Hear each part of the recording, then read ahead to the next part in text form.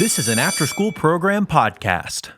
Welcome to the Home Studio Hangout podcast, where we explore what it's like building, running, and working out of a home studio with your hosts, Joshua Matotek, Andrew Simmons, and many guests in different areas of the music industry.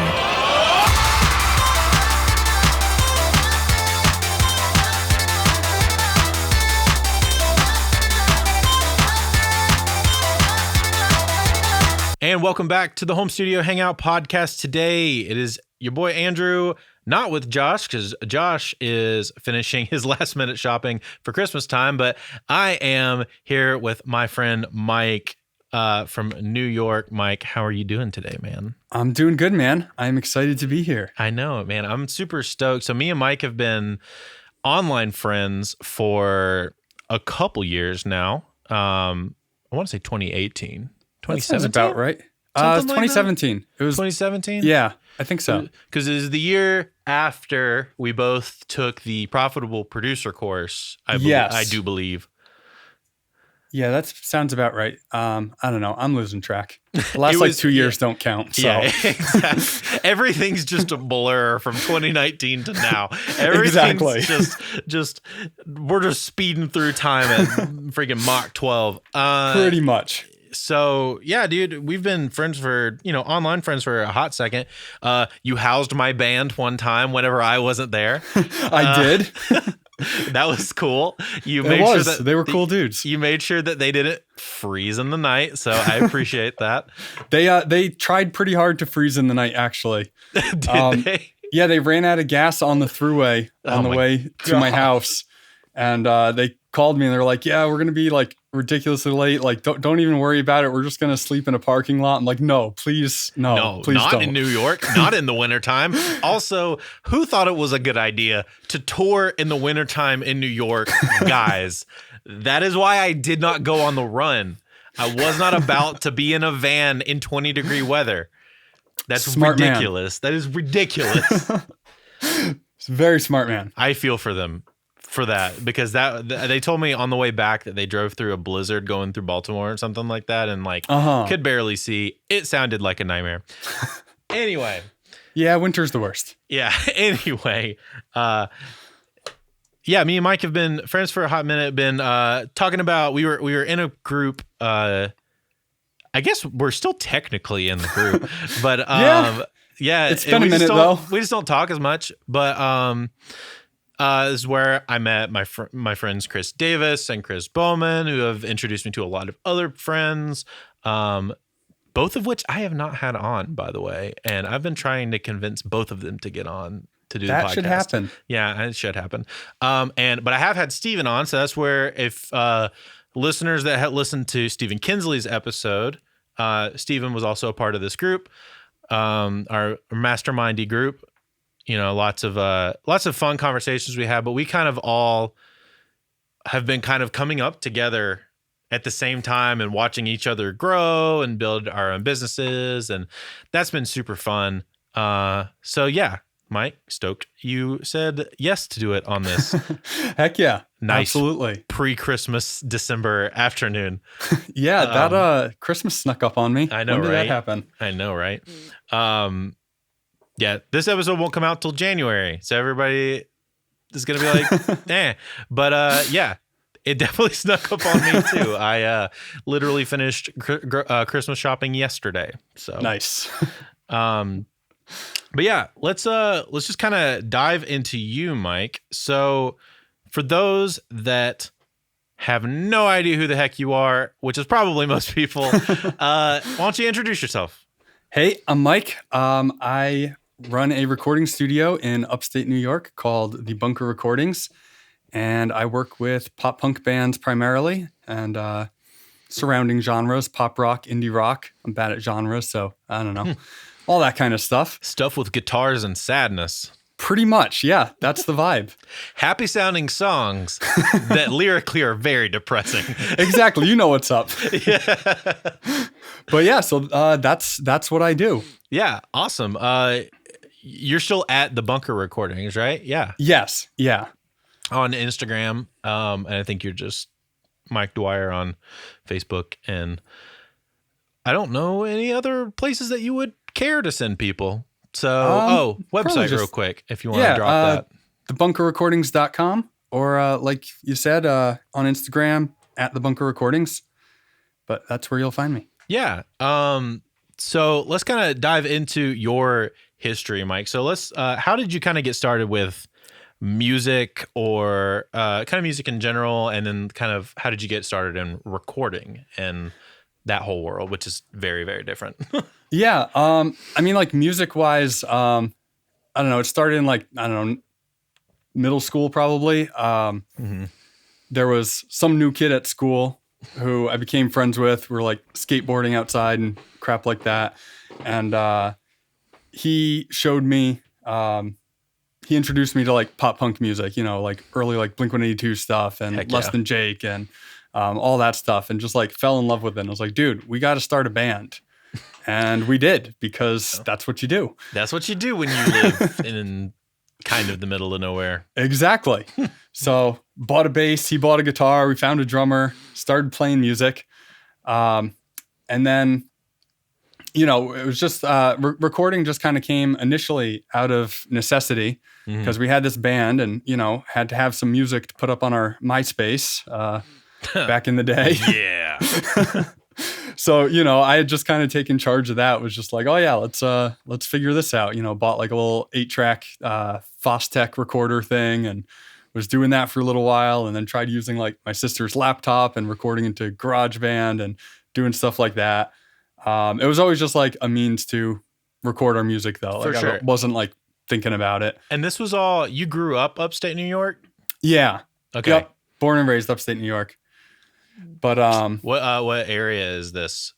right now I'm in Catskill, and I grew up just like really close to this. Oh, so, okay. So you're pretty close by where you grew up. Yeah, exactly. Gotcha. But yeah, so then at some point we decided to go to the studio. Well, sort of two things kind of stemmed me getting really into recording. We decided to go to a real studio. A real studio. I use that term very loosely. It was some dude's, you know, spare bedroom or whatever, and not nearly as well equipped as a lot of people's spare bedroom studios are nowadays.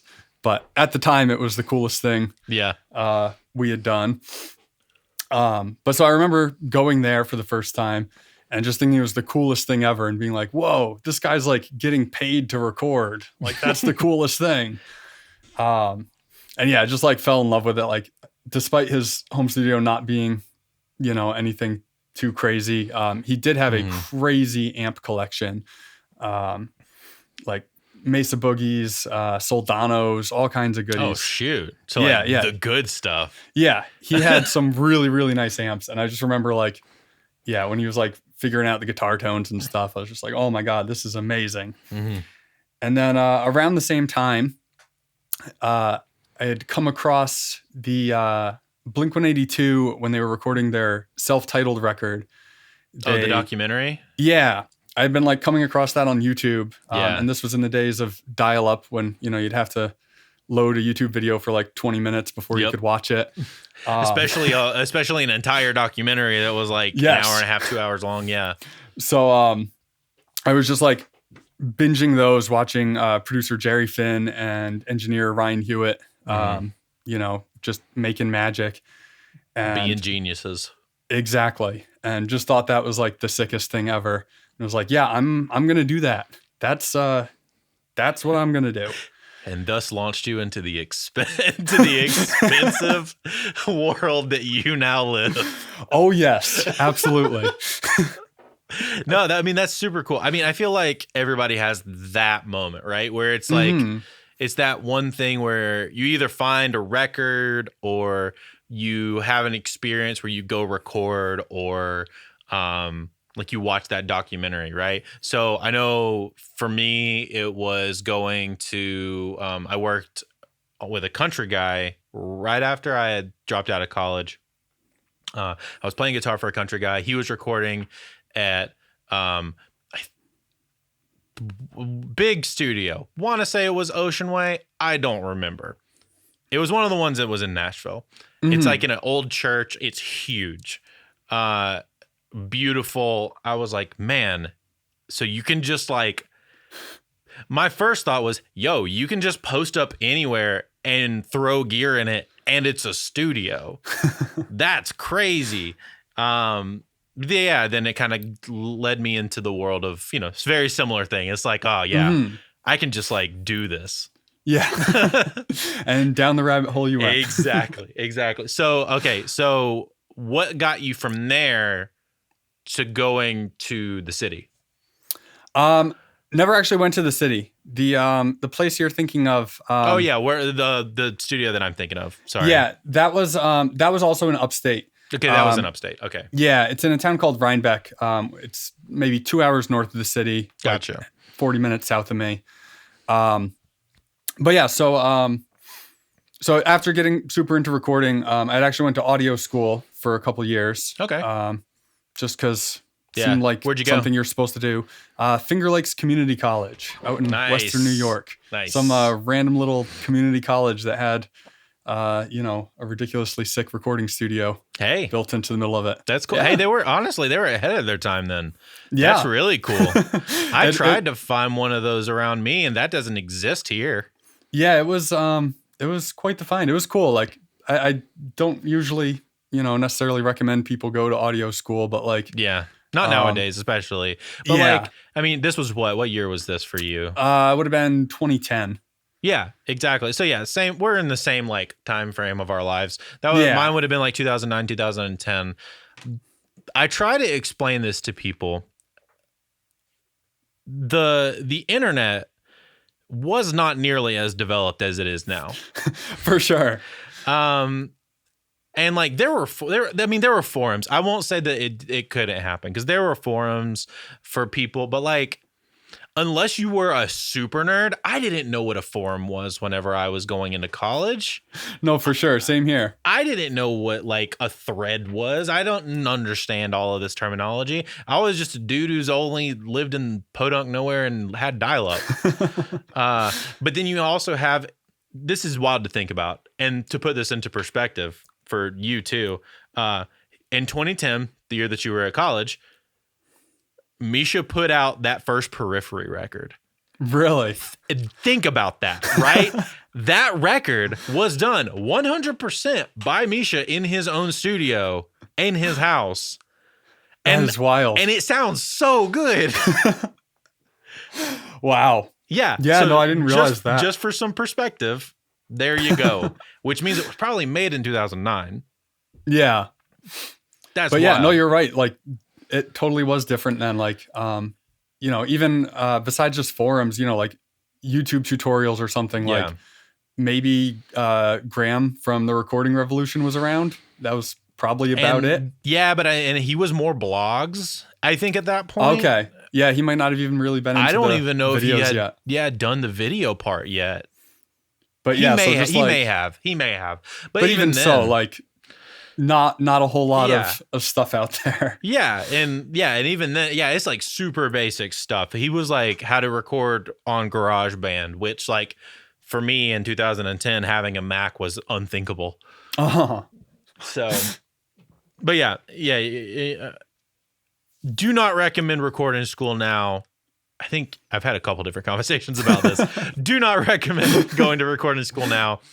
But when we talk about going to school for music in 2009, 2010, just know that it was a way different time where we had way different expectations and we also didn't know what the heck was going on with the world. So Exactly. But so, so as I was finishing up there, I was, I had always had the dream of like working at some big, massive studio, and eventually having my own big, massive studio.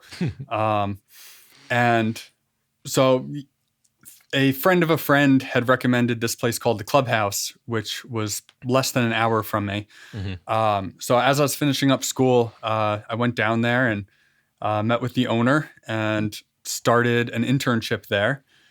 And I spent, I don't know, maybe 7 years working there or something. Dang, I didn't realize it was that long. Yeah, it was a long time. Shoot. I came in on like the last couple years of that. Yeah, exactly. Yes, when we met, that was like right near the end. Yeah. Of my time there. But but yeah, started as an intern and then worked as an assistant engineer and an engineer on certain projects. And but yeah, that was a really, really insanely cool experience. Yeah. I mean, you basically walked into a situation that gave you some like legit credits. Yeah. Like, self-brag, Mike. What'd you work on? What'd you work on? Like, did you work on some legit stuff for real? Yeah, no, I worked on a Shawn Mendes record. I worked on his Illuminate. The second record, right? Or the first record? Yes, that's his second record. Second record. Okay. The best one in my opinion, but agreed. For sure. Worked on the Lumineers Cleopatra. Also second record. Yep. Worked with Vance Joy. Really? I didn't know that. Oh yeah, that was a fun one. Bob Weir, Glenn Matlock from the Sex Pistols. Lot of cool artists. That's really cool. And you were, are you assistant engineer on all of those? Yeah, I was assistant on all of those. Cool. Although, that can mean that can mean various things. But yeah, that can mean a bunch of stuff. Because I know, and you could tell. I'm going to lead into this story that I already know, but you can tell it. Because you around this time you got into building your own drums. Yes. So, so yeah, it all started. I've always just been kind of a nerd about stuff, and I wanted to get a new snare drum. Just wasn't happy with like the cheap stuff I had at the time, and so I was like, all right, I'm gonna if I'm gonna go buy some really expensive snare drum or whatever, let me like really find out what I actually want, because I didn't, I had no idea. So I started doing a bunch of research and stuff, and came up with exactly what I would have wanted, and then saw how expensive that would have been. And so somewhere along that line, I had stumbled across a type of drum called a stave drum. And basically, without getting too nerdy, so a normal... Go for it, dude. I don't care. Full nerd? Yeah, go it. 100%. So a typical drum, a wooden one, obviously metal is different, but typical drum is basically plywood that's just bent into a circle.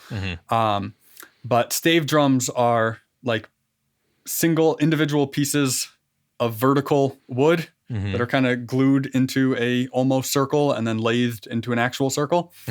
But so I had like stumbled across that, and I was just like, hey, I bet I could build one of those, which was remarkably cocky of me.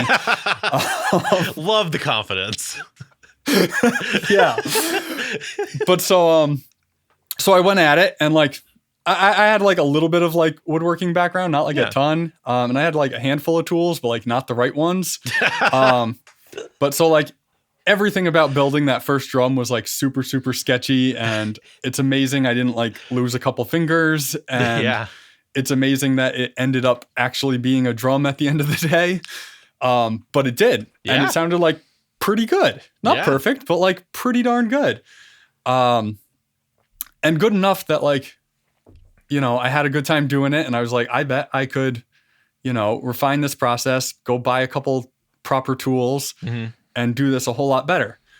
So I did, and I built a second one, and I had brought that down to the clubhouse where I was working to show it to the owner, and he absolutely loved it and bought it from me. And that ended up getting used on, a lot of records. But that was most of the snare drum on Shawn's record, the live snare. Obviously, I didn't know that. Yeah, it was used on that. I knew you said it was the only snare on the Cleopatra record, because that record is like mostly not drums, but the songs that have drums, the snare is yours. Yeah, there's like 2 songs with snare drum. The rest is mostly like stomps and claps. But Cleopatra, that's my snare on that. And what was really cool is at the end of that, Ryan Hewitt engineered that record, who's like a major hero of mine. He is the man. Yep. But he really loved the drum and liked, working with it on that record. So basically, the studio owner was like, "Hey, can you make an exact replica of this drum? Because Ryan wants this, but I don't want to give it up." So I built another one just like it. It was a big 8-inch deep 14x8, just like a monster of a snare. Golly. No wonder he liked that thing. Yeah, it's so cool. That thing's a cannon. Yeah, people don't use deep enough snares. No. 8s are so cool. Yeah, well, and when you tune them up like kind of high and they get this nice like yeah, they still have the beef even when they're tuned high. Oh, yeah, I love them. I love it so much. But yeah, so that one that was used on the Lumineers record is now living in Nashville with Ryan. Nice. And the replica is still at the clubhouse getting used on. The number 3. Yes. If you will. Exactly. But yeah, and actually the clubhouse has 2 of my drums now. And oh, really? Yeah. And last time I was down there talking with them, the current assistant there was like, "Oh yeah, we use those on everything just about." So that's pretty cool. Heck yeah. That's super sick, dude. So yeah, man. And we're so what were some like, I don't know, like what were some takeaways that you, because I mean, that's kind of really, that's the dream, right? Like, like that's kind of the dream for everybody that's getting into this whole music studio recording thing, at least like at the time, right? Now the dream's a little different. But, yeah. But like, you know, I mean, even now it's, I want to work in a big studio if I can. I want to work on cool records if I can, you know? Mm-hmm. What was some stuff that you kind of learned through that process that kind of stuck out to you? And maybe even some like instances of, you know, working with people or on your own or things like that. Yeah. Yeah, there were so many. Again, being like a commercial studio, you know, there would be, you know, we had a house engineer or whatever, but like there were other engineers and producers coming in all the time. So it was really cool to just be able to see so many different people's takes on, you know, recording bass drums and guitars, you know? Mm-hmm. Yeah. But yeah, I mean, some things that really stuck out to me. My very first day as an intern, you know, fresh out of audio school where they teach you all the rules and, you know, all that junk. The engineer was Joe Blaney, who is an absolute legend. Mm-hmm. And I remember what was he doing? He was riding the fader on the console, on the vocal into a compressor while tracking. Oh, that's cool. Yeah. So he was just, you know, exactly like controlling the level, pre-leveling the vocal into the compressor while tracking. And that just like blew my mind again as like first day out of college where it's just like, get everything clean and don't screw it up. Yeah. Just watching him like doing something that, you know, potentially could screw something up, but just like going for it. That's a whole nother level of confidence. Yeah. Be like, this thing, I'm just going to push it heavy into this thing, into this compressor or whatever to kind of get the right amount of grit in certain places that I want. Exactly. But yeah, so that was like a huge takeaway of one, just like break the rules, you know, screw it, just do whatever to get the sound. And yeah, just to go for it, like, make it happen. But yeah, that was a great one. Another one that was Joe Blaney. He recorded the Clash's Combat Rock, and I think he did some of the Ramones and a bunch of early punk stuff like that. I did a session with him, and it wasn't so much in the session itself, but he was just like telling stories from recording the Clash. Mm-hmm. And the Clash is one of my absolute favorite bands, so it was amazing hearing these stories. But basically, like quick version of that story is he was like an intern or something at the studio, and the Clash came in and they were like, "Hey, we want your." They were just like hanging out with him or whatever, and they were become friends with him. And then it was time to do their record. They're like, "Hey, we want Joe to do this," and everyone at the studio was like, "Oh no, he's just the intern or whatever. Yeah. Like he's the runner." No, they're like, "No, we're gonna record this with Joe." But like he because he was just like a runner at the time or whatever, like he knew how to run the faders and run the console and make stuff work, but like just barely. And he didn't really know like how everything was properly done or whatever. Yeah. So he was just like making stuff up and doing crazy stuff that nowadays might not be too insane, but like at the time, you know, things were much more rigid and, you know, you did it the right way. And that was that. But he was just trying all kinds of crazy stuff. Like, I think it's like, might be the Rock the Casbah guitar tone or something. It's just like a DI guitar just slamming into a Lexicon PCM 42, which has like such a weird thing. That's really strange. Yeah. It might not be that song. But I feel like it might be. I'd have to listen to the record again and see which song that was. But yeah, like, cause that delay just has a crazy limiter in it, and they were just smashing it, and that was the sound. You know, like nobody else would have done that, but because he didn't know what the heck he was doing, he was just trying stuff and getting creative. There is something to be said for like that level of blissful ignorance, right? Like, do you remember like the first time you were ever messing around with recording and all that kind of stuff? And it's like, I don't know what I'm doing. I'm just going to try some stuff. Absolutely. But like, I try to still do that to an extent, at least like once a project, you know, like obviously now I know what works for me. I know what sounds good, but I always try to throw just like some oddball in somewhere, just to try something weird and crazy, and it might suck. And if push it does, a mic weird, or put a mic in a different place, or just use something crazy. I've got some of these really, really crappy old amps. They're like total pieces of junk. One of them doesn't even have a brand name. It just says solid state amplifier from like the early 60s or something. So they're like really, really old and bad. But every once in a while, it's just like, hey, what happens if we throw an acoustic guitar into that? Or what if we plug a vocal into that or something? You know, I like just having fun stuff like that around and just trying. And obviously you can do crazy stuff with, you know, all the plugins that are out there too. Just like go grab the weirdest plugins and chuck it on stuff and see what happens. On bigger projects, a thing that I've started doing is one of two things. I've either said, I'm going to use, if it's like a sample thing, it's like, I'm only going to use samples that I've never used before. Or if it's like more of like a synth thing, it's like, I'm going to use one synth that I've never touched. Like, I got a new plugin or something like that. I'm going to use that thing.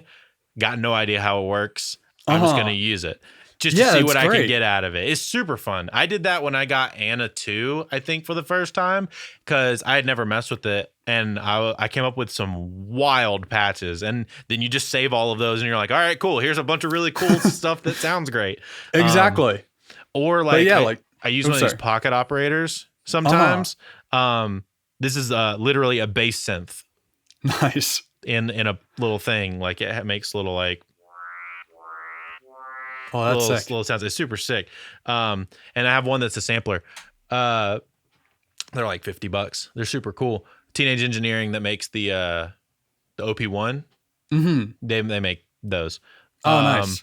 So there's little individual engines, but like sometimes I'll be like, all right, all the bass on this hip hop song is going to be that thing.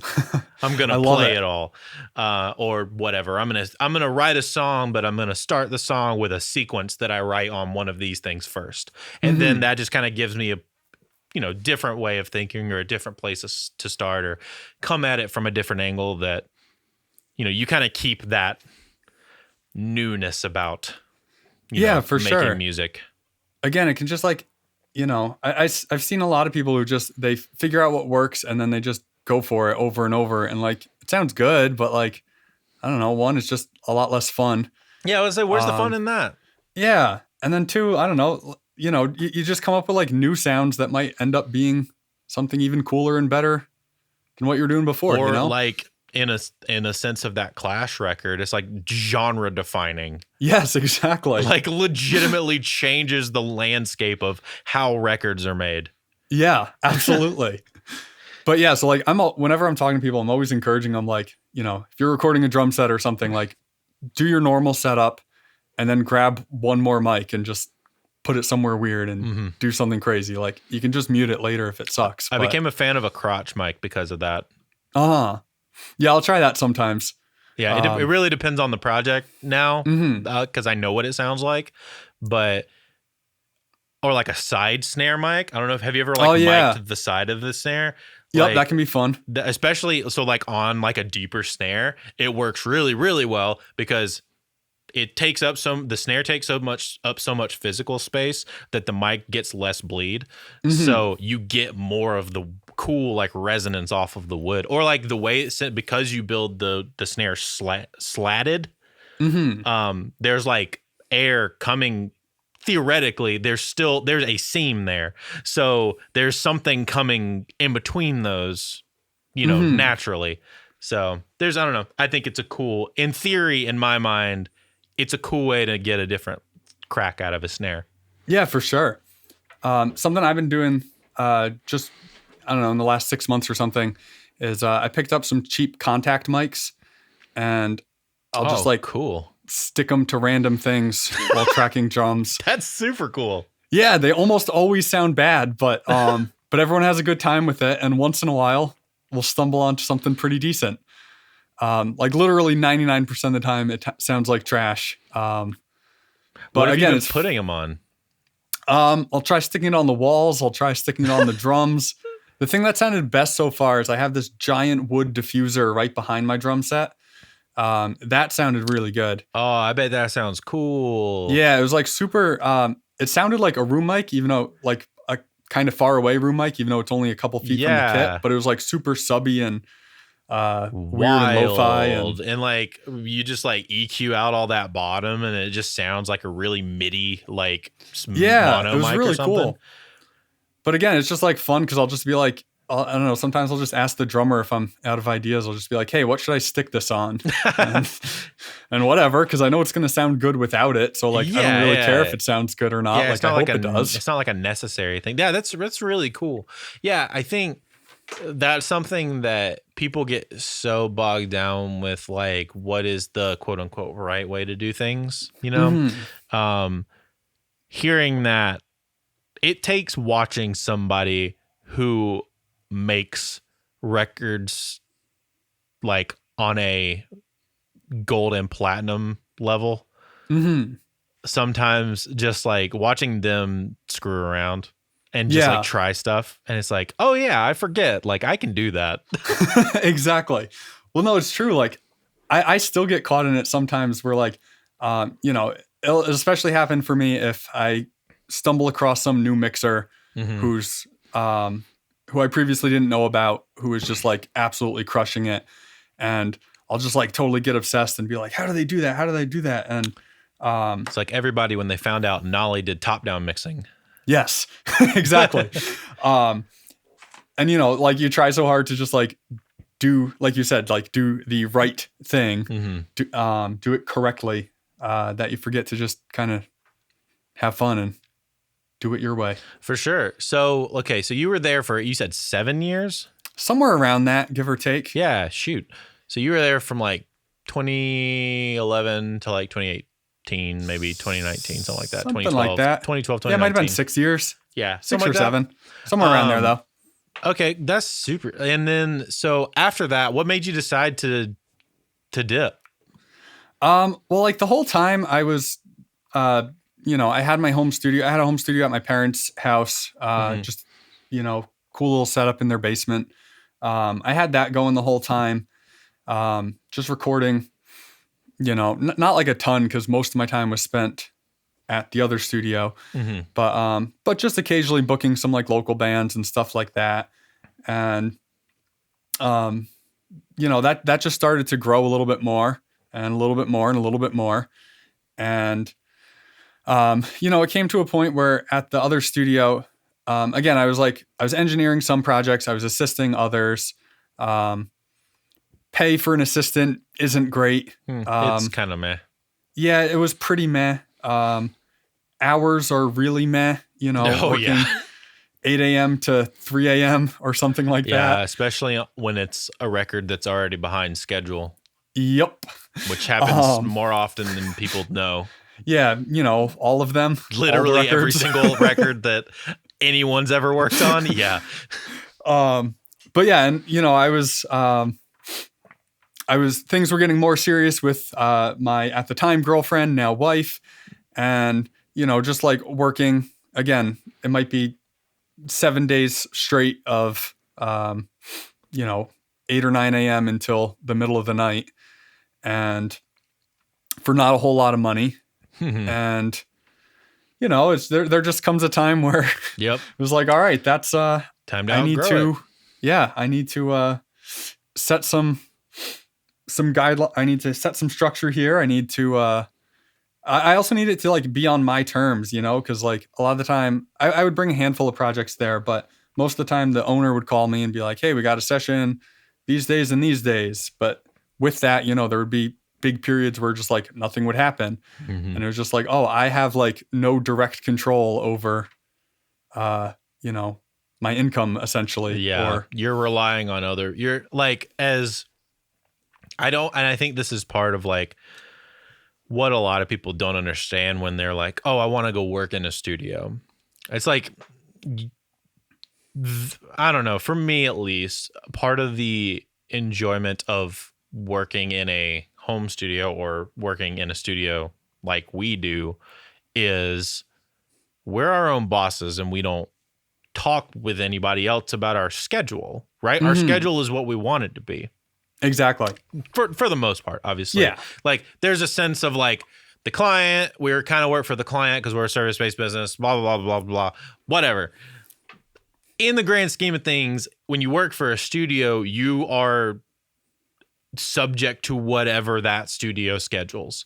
And you are not 100% in control of your income. It's no different than working for anybody else, really. In some ways, I'd say kind of worse because it's the hours are worse and the pay is not good. Well, yes. And it's less consistent. Oh, yeah, that's true. That's true. It's like the inconsistency of being a business owner, but without any of the perks that come with that. Yeah, without any of the actual just freedom. All the downsides. Yeah. And don't get me wrong, like I am incredibly grateful for that experience and I'm glad I did it. But yeah, there just like came a time when I was like, that's enough. Like you learned a bunch, and that was for a time that you needed to be there, which was when you gained a lot out of being an assistant. Exactly. But when you stop gaining a lot by being an assistant, then it's kind of exactly. It's better to just kind of start doing your own thing. Hey everyone, I wanted to tell you about a great company called That Pitch. Have you ever had some leftover song ideas you just didn't know what to do with? Or maybe you needed to flex that writing muscle, but you still need to get paid? Enter That Pitch, a sync licensing company that pitches your productions directly to their exclusive list of clients. That Pitch has already paid out over $120,000 to its members since October of 2020. They provide production advice, business training, and other resources to make your songs better. Go to thatpitch.com to sign up and use the code HANGOUT for 20% off your monthly or yearly subscription. So I distinctly remember when you started kind of drifting away, because that is when we met. Yes. And I believe you bought your house like really soon after we met. Yeah. I think, right around the time we met, I think at the time we were starting to look for our house. And then around the time that we made our mastermind group was when I was like dealing with actually buying the house. Yeah, I remember that. Yeah, that was good times. Good times. Good times. But yeah, so that was, I don't remember the year again. Last 2 years have thrown me so off. I don't remember any dates anymore.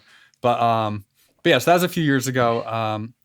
Bought a house with the intent to build a home studio into it, so I could, put something together a little bit more legit than what I had in my parents' basement, and get moving with my own studio as I was kind of phasing out working at the other studio. Which I never told you this, but you did this like the smartest way possible.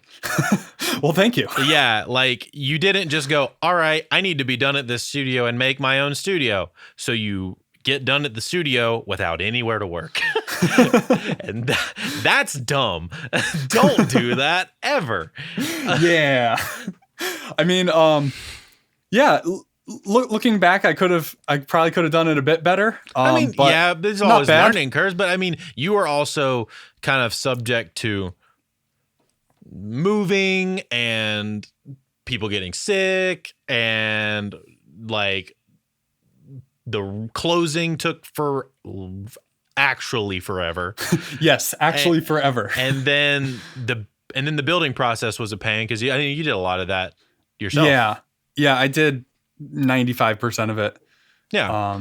So by myself. Yeah. So I think, given the circumstance that was in your control, you did it about as best as you could. Well, thank you. And you transitioned out. The key part of there is like you transitioned out of the spot. You didn't lose income that way. You didn't break a connection. You like slowly moved out of it. You're still friends with the guys over there, like that's the smart way to do it, and not just be like, all right, screw you guys, I'm out. No, for sure.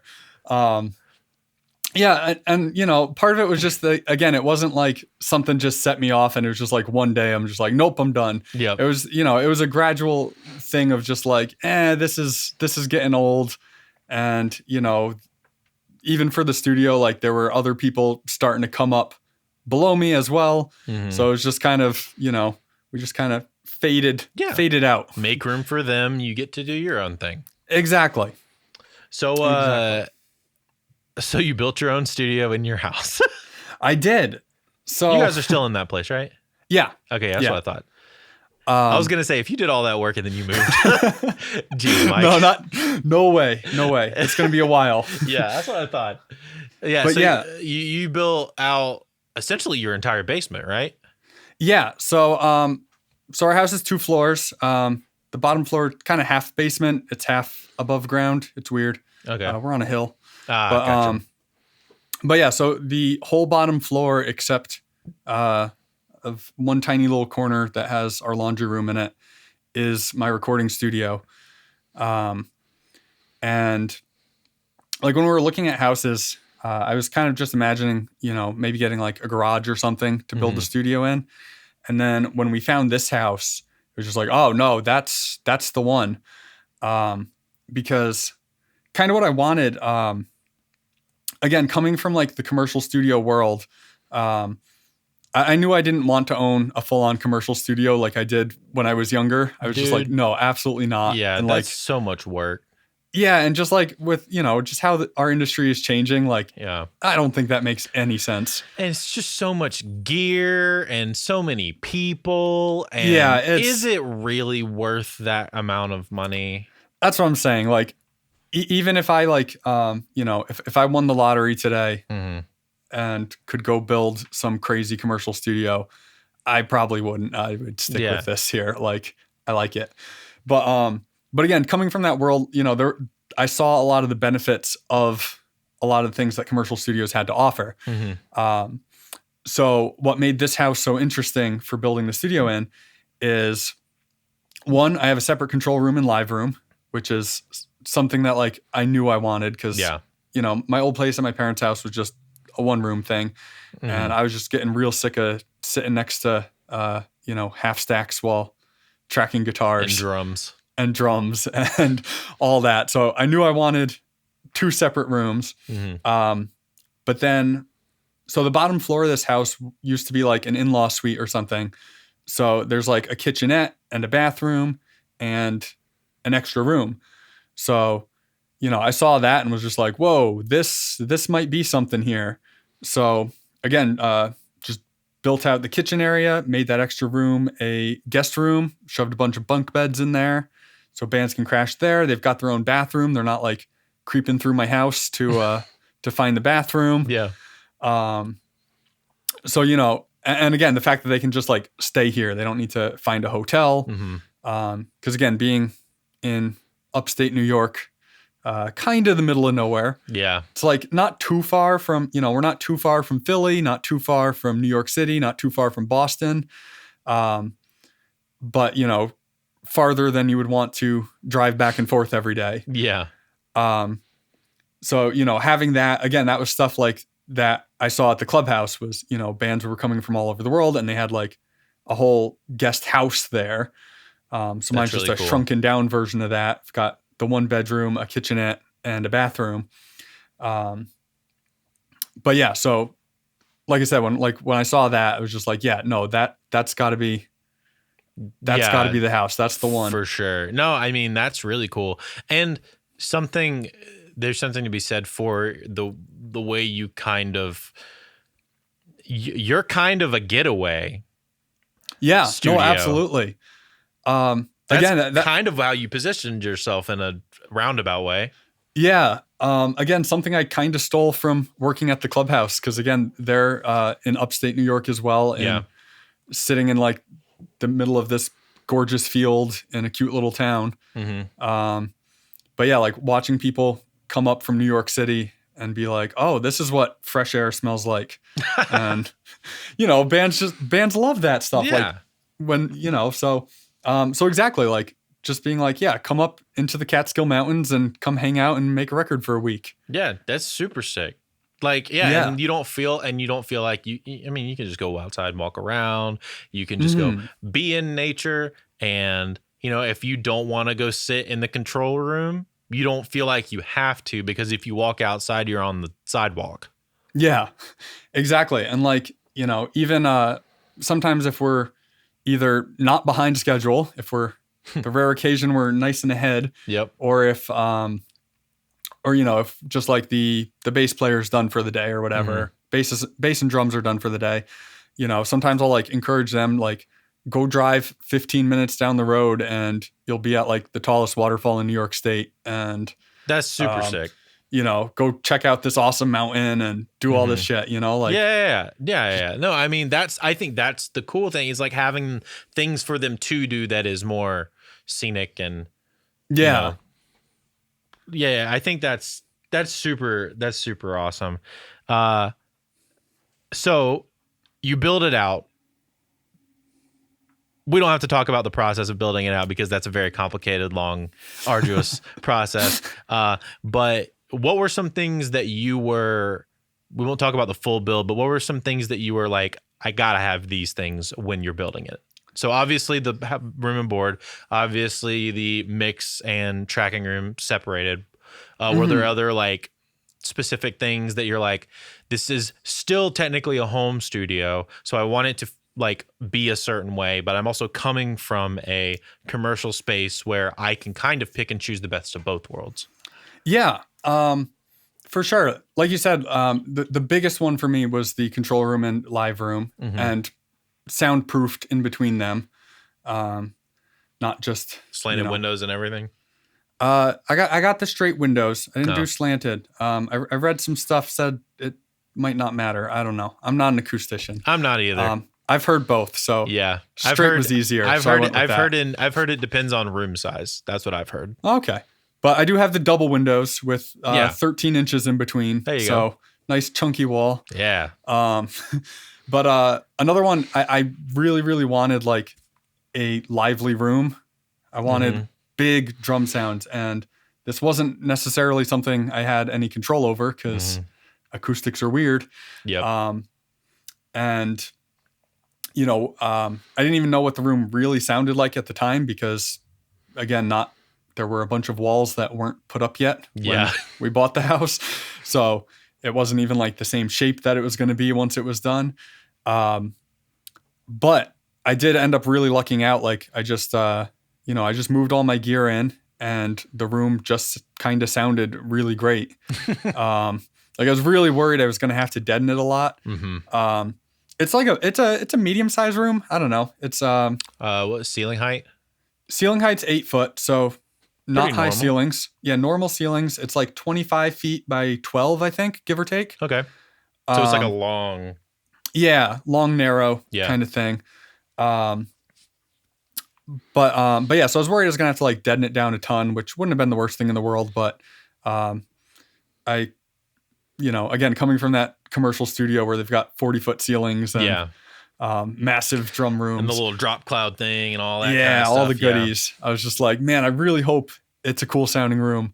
And I lucked out, and it was just like, it sounds massive in there. It's like tight. It's not like a big giant reverb cavernous kind of sound, but it's super lively. But like, I think there's one thing to like take away from that though, for anybody building a home studio, especially if you have a separate drum area as opposed to your mixing area. Cause once you're combining both into one room, you got to make compromises for mixing purposes.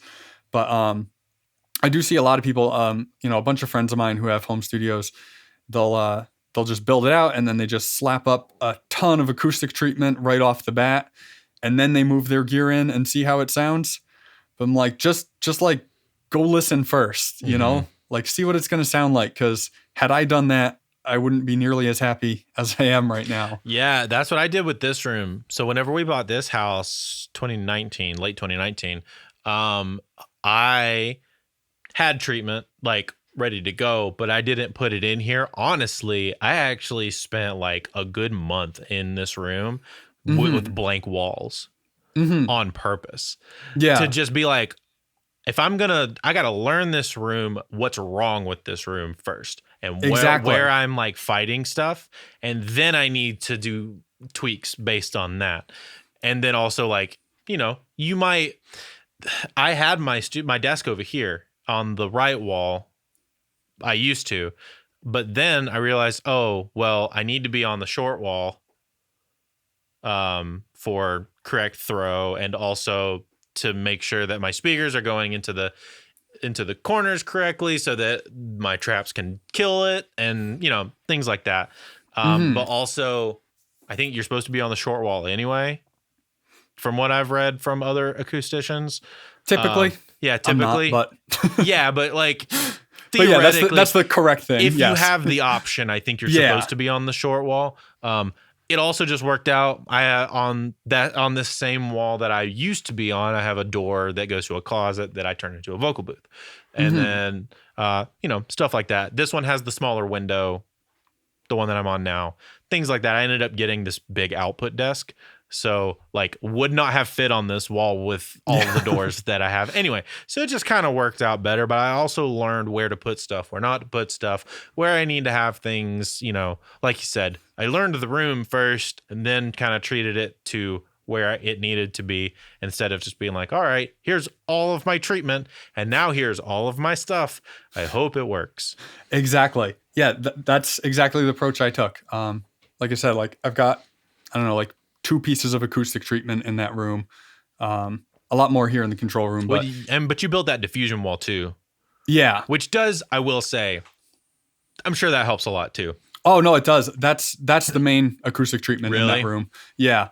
And then I've just got like a couple gobos that I move around. Nice. Okay. Okay, cool. So you just like put them on like little, like on wheels or casters or something and like float them around? Exactly. That's the move, man. Because then you can make the room as big or as small as you need to. Exactly.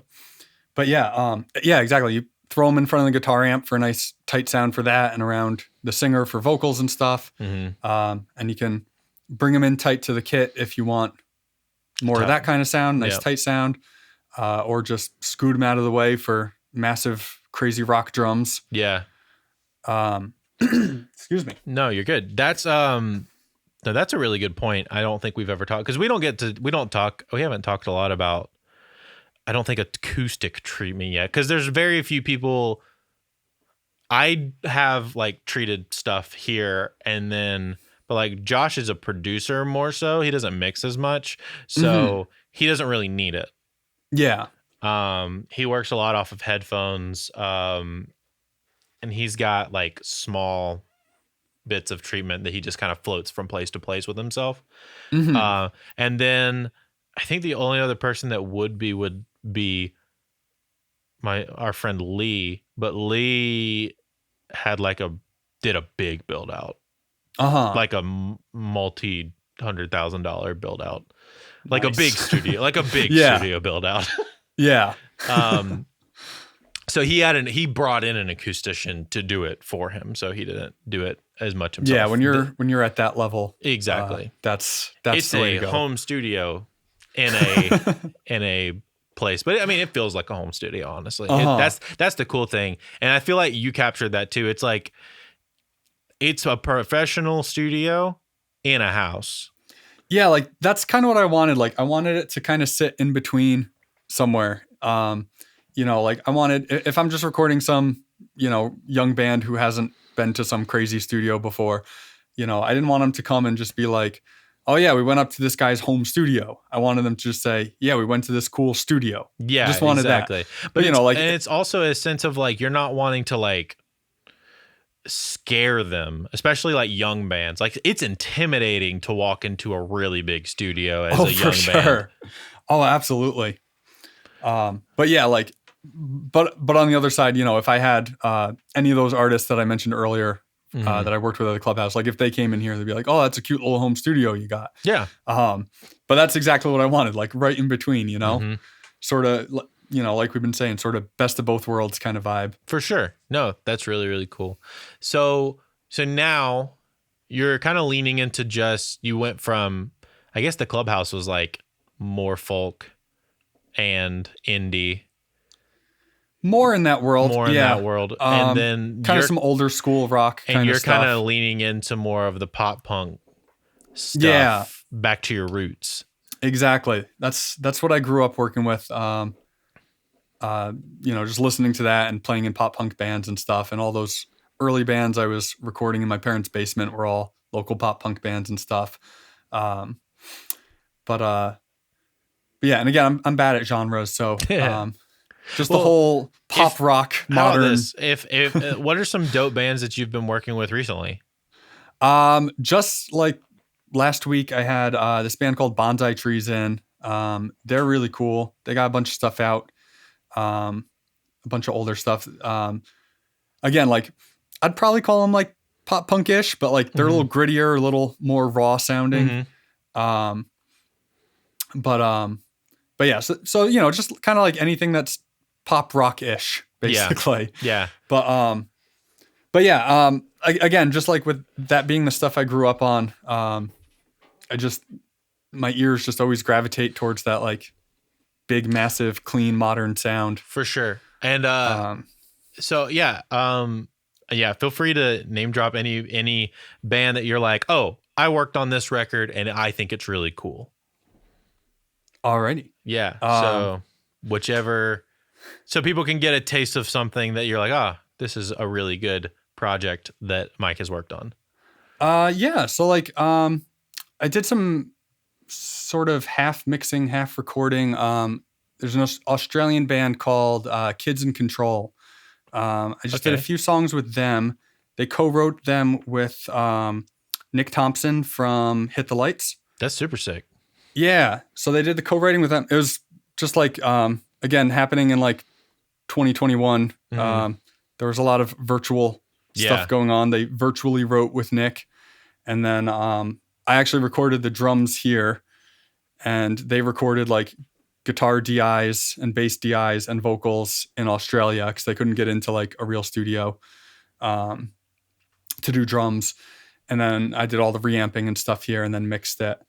But yeah, like that's a really sick, they're a really sick pop punk band.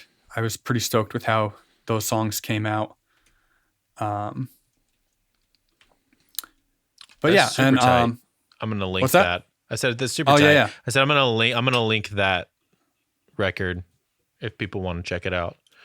Maybe or Perfect. like maybe a music video or something like that if I can find something. And so the other thing I was going to talk to you about is are your videos still up on YouTube? They are. Sick. I need to find those. The Better Mixes ones? Yes. Yeah. They are. Are you still doing anything with that? I will be. Oh, okay. So about a year ago, I took a month off that quickly turned into a year. Yeah, it was right around this time last year. Just to fill anyone listening in, I have a website called bettermixes.com where I do mixing tutorials and stuff like that. And you can find me on YouTube. I've got a bunch of, just kind of like quick mixing tip kind of things. Mm-hmm. But yeah, so about a year ago or something, like just had a lot going on, had a lot of recording projects. I was getting a little backed up on stuff. I was like, all right, I'm just going to like take a month off. I'm terrible at editing videos. I'm terrible at making videos. So like I go way too slow with them. I'm just like, all right, I need to take a minute. But yeah, that quickly turned into an entire year all of a sudden. Ah, it happens. Yeah. But in January, I've just made a couple more videos. Heck yeah. That's awesome. So I'm planning to get them moving again in January. I will link to your YouTube channel over here. I think it's over here. Over here. Very cool. Yeah, I'll make sure that a card comes out like right here to your channel. And I think, is that the same one that has the drum building? Or was that your personal one? I think that was on my personal one. I'm also going to link to that video. The where you did the snare build. I don't even remember that video. Is that the Red Oak stave drum? Oh, okay. Yeah. No. I think that was yours. I think you did a video on how you built like the snare, I think. I might have. It's been a while. I don't remember, but I'm going to find that thing and I'm going to find it if it's still up. Yeah. If on one of my YouTube, I've got like 3 YouTube channels just because very early in YouTube, I was just getting sloppy with where I was putting videos. Yeah. You're just throwing them up there. Exactly. But at some point I had to take like a couple down because I was like, oh, I've got like personal stuff on the bunkers one and bunker stuff on the personal one. Yeah. And stuff was getting sloppy then. But yeah, if that's still up, I'll find be it. Sure to link that. I'll find also, it. Yeah. Hey, can I shout out another project I just thought of? Dude, yeah, heck yeah. Yeah. Please do. This one is definitely not pop punk. This is more on like the indie chill vibe. But yeah, over the last year, I've been working with this girl, Alexandra Grace. We did, I don't know, EP album. I don't remember how long it was. Okay. But she just has the most gorgeous voice, and you guys should all go check her out. I will link so good. to her. She's so good. I will link to her, and I will, make sure that she gets a shout out on the socials and whatnot. So, sick. Hey, Alexandra Grace, your voice is dope. Mike says it's so. It's true. Go listen to her music because apparently it's really good, and I'm about to listen to it myself. Dude, sick. We're right at the hour mark. And this has been Getting to Know Mike Dwyer, the episode. I would like to maybe bring you back and talk more about like mixing and tracking, and I know you're a big guitar tone nerd and drum tone nerd, and so I'm an everything nerd. Yeah, so I mean, we like getting nerdy on here. I think we're about to have part 2s with a couple of different people who basically episode 1 was let's get to know you, and part 2 is going to be, hey, we're going to get super nerdy on something dumb. I would love to do that. Heck yeah. Well, like I said, I love getting nerdy on recording stuff. Heck so yeah. Anytime. Well, we will do that. Mike, thank you so much for coming and hanging out and dropping some knowledge on the people here. And thanks for showing up on this random Tuesday afternoon. Absolutely. No, this was a lot of fun. Yeah. I'm ridiculously stoked that you had me here. Yeah. And thank you guys for listening. Go follow Mike. Mike, drop your handles again. At The Bunker Recordings on pretty much anywhere. Well, there you go. Go follow him on at The Bunker Recordings. And yeah, we'll see you guys next time.